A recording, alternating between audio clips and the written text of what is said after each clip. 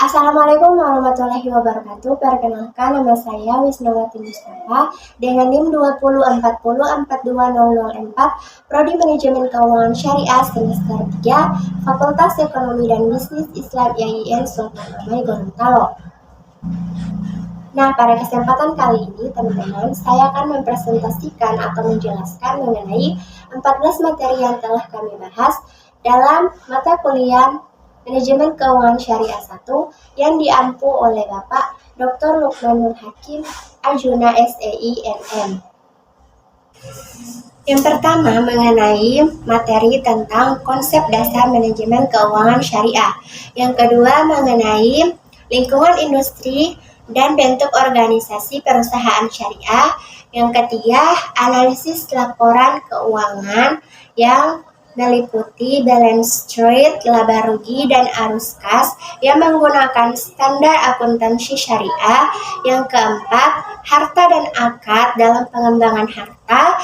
Yang kelima, konsep transaksi yang dilarang dalam keuangan syariah serta riba dan implikasinya dalam keuangan syariah.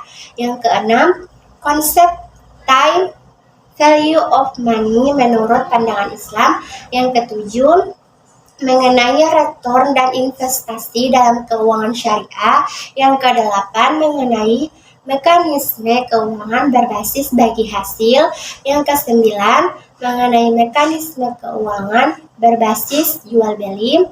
Yang kesepuluh, mekanisme keuangan berbasis hutang. Yang ke-11, mengetahui dan mengenal pasar modal. Yang ke-12, reksadana. Yang ke-13, obligasi syariah. Dan yang terakhir, mengenai instrumen keuangan sukuk. Nah, yang pertama mengenai konsep dasar manajemen keuangan syariah. Yang perlu kita ketahui bersama bahwa apa itu manajemen. Manajemen berasal dari kata to manage yang artinya mengatur atau mengelola. Dalam sebuah perusahaan pasti memiliki suatu visi dan misi atau tujuan dalam suatu organisasi atau perusahaan itu sendiri. Sehingganya dalam mencapai tujuan tersebut tentunya kita harus bisa memanage atau mengatur maupun mengelola bagaimana kinerja dalam sebuah perusahaan, terutama mengenai manajemen keuangan yang merupakan hal yang paling utama dalam sebuah perusahaan. Nah, kemudian manajemen keuangan syariah itu dalam segi kelembagaannya itu terbagi menjadi dua, yaitu lembaga keuangan bank dan lembaga keuangan non-bank, di mana lembaga keuangan bank ini terbagi lagi menjadi dua, yaitu bank umum syariah dan bank pembiayaan rakyat syariah. Sedangkan bank lembaga keuangan non-bank ini itu terbagi menjadi 5, yaitu pasar modal, pasar uang, asuransi, dana pensiun, dan modal ventura. Kemudian yang kedua mengenai lingkungan industri dan bentuk organisasi perusahaan syariah, di mana dilihat dari beberapa hak dan wewenang yang ada dalam organisasi perusahaan. Menurut bentuknya perusahaan itu dibagi menjadi dua. Dua itu yaitu perusahaan atau organisasi perusahaan sistem garis dan organisasi perusahaan fungsional. Yang ketiga mengenai analisis laporan keuangan yang meliputi balance sheet, laba rugi, dan arus kas yang menggunakan sistem keuangan atau yang menggunakan standar akuntansi syariah, di mana perlu kita ketahui bersama bahwa laporan keuangan adalah laporan yang dirancang untuk para pembuat keputusan dan para pihak perusahaan untuk mengetahui hasil usaha dari suatu organisasi atau perusahaan dan sebagai analisis laporan posisi keuangan. Kemudian yang keempat mengenai harta dan akad dalam pengembangan harta, di mana perlu kita ketahui bersama bahwa harta yang halal merupakan harta yang dimanfaatkan atau segala apa-apa yang dimanfaatkan yang didapatkan dengan cara-cara yang halal, yang tentunya sesuai dengan ketentuan dan hukum syariah.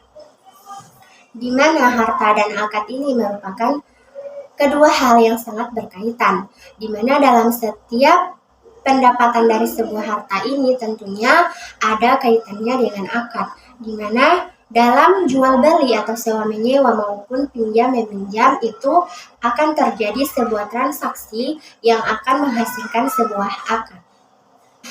Yang kelima, mengenai konsep transaksi yang dilarang dalam keuangan syariah serta riba dan implikasinya dalam keuangan syariah.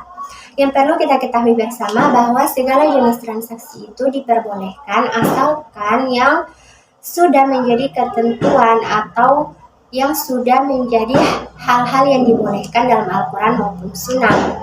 Itu merupakan transaksi yang diperbolehkan.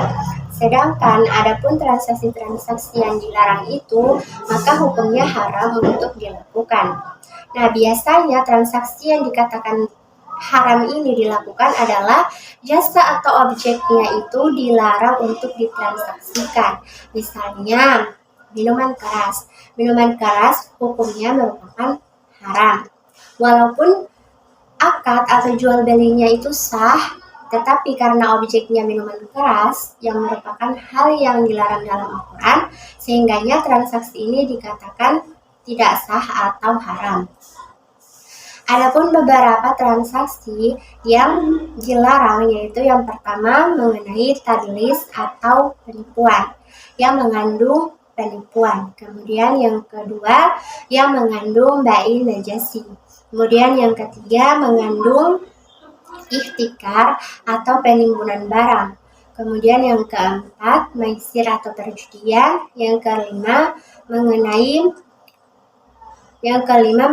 riba, dan yang terakhir itu mengenai pematok harga.